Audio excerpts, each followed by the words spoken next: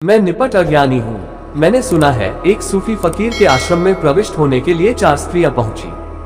उनकी बड़ी जिद थी, बड़ा आग्रह था। ऐसे सूफी उन्हें टालता रहा, लेकिन एक सीमा आई कि टालना भी असंभव हो गया। सूफी को दया आने लगी, क्योंकि वे द्वार पर बैठी ही रही, भूखी और प्यासी, और उनकी प्रार्थना जारी रही कि उन्हें प्रवेश चाहिए। उनकी खोज प्रामाणिक मालूम हुई तो सूफी झुका और उसने उन चारों की परीक्षा ली।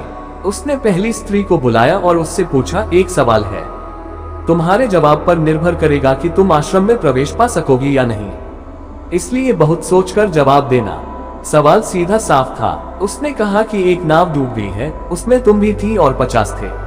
50 पुरुष और तुम एक निर्जन द्वीप पर लग गए हो। तुम उन 50 पुरुषों से अपनी रक्षा कैसे करोगी? ये समस्या है। एक स्त्री और 50 पुरुष और निर्जन एकांत। वह स्त्री कुंवारी थी, अभी उसका विवाह भी न हुआ था, अभी उसने पुरुष को जाना भी न था।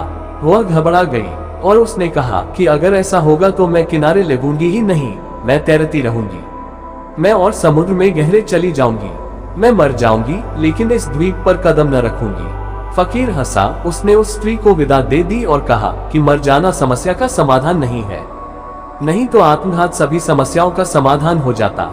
ये पहला वर्ग है जो आत्मघात को समस्या को समाधान मानता है। इस संसार में मरने से तो कुछ हल होता ही नहीं, फिर तुम पैदा हो जाते हो। दूसरी स्त्री बुलाई गई। वह दूसरी स्त्री विवाहित थी, उसका पति था। वही सवाल उससे भी पूछा गया। उस स्त्री ने कहा, इसमें बड़ी कठिनाई क्या है? उन 50 में जो सबसे शक्तिशाली पुरुष होगा, मैं उससे विवाह कर लूंगी। वह एक, बाकी 49 से मेरी रक्षा करेगा। यह उसका बंधा हुआ अनुभव है, लेकिन उसे पता नहीं कि परिस्थिति बिल्कुल भिन्न है। उसके देश में ये होता रहा होगा कि उसने विवाह कर लिया और एक व्यक्ति ने बाकी से रक्षा की, लेकिन एक व्यक्ति बाकी से रक्षा नहीं कर सकता। एक व्यक्ति कितना ही शक्तिशाली हो, 50 से ज्यादा शक्तिशाली थोड़े ही होगा। रक्षा असल में एक पति थोड़े ही करता है स्त्री की। जो 50 की पत्नियां हैं, वह उन 50 को सीमा के बाहर नहीं जाने देती। फकीर ने उस स्त्री को विदा कर दिया और उससे कहा कि तुझे अभी बहुत सीखना पड़ेगा, इसके पहले कि तू स्वीकृत हो सके। तूने एक बात नहीं सीखी है अभी कि परिस्थिति के बदलने पर समस्या ऊपर से चाहे पुरानी दिखाई पड़े, भीतर से नई हो जाती है और नया समाधान चाहिए। तीसरी स्त्री बुलाई गई।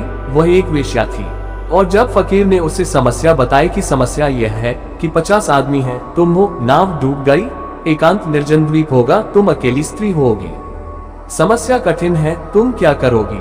वह वेश्या हंसने लगी। उसने कहा, मेरी समझ में आता है कि नाव है, 50 आदमी हैं, एक स्त्री मैं हूँ। फिर नाव डूब गई है, 50 आदमी और मैं किनारे लग गए, निर्जन द्वीप है, समझ में आता, लेकिन समस्या क्या है? वेश्या के लिए समस्या हो ही नहीं सकती। इसमें समस्या कहाँ है, यह मेरी समझ में नहीं आता। और जब समस्या ही न हो तो समाधान का सवाल ही नहीं उठता। बहुत से लोग हैं तीसरे वर्ग में जो कहते हैं समस्या कहाँ है, परमात्मा है कहाँ जिसको तुम खोज रहे हो, ध्यान होता कहाँ है जिसकी तुम तलाश कर रहे हो, प्रार्थना पूजा बकवास है, मोक्ष निर्वाण सपने हैं। समस्या है कहाँ? कोई आने वाला नहीं है। कहाँ जा रहे हो? मंदिर मस्जिदों में, वहाँ कोई भी नहीं है। किस गुरु के पास जा रहे हो? किस लिए जा रहे हो? प्रश्न ही नहीं है, पूछना क्या है? वेश्या भी विदा कर दी गई, क्योंकि जिसके लिए समस्या ही नहीं है, उसे समाधान की यात्रा पर कैसे भेजा जा सकता है? चौथी स्त्री के सामने भी वही सवाल फकीर ने रखा। उस स्त्री ने सवाल सुना, आंखें बंद की, आंखें खोली और कहा, मुझे कुछ पता नहीं, मैं निपट अज्ञानी हूँ। वह चौथी स्त्री स्वीकार कर ली गई। ज्ञान के मार्ग पर वही जा सकता है जो अज्ञान को स्वीकार ले। ओशो।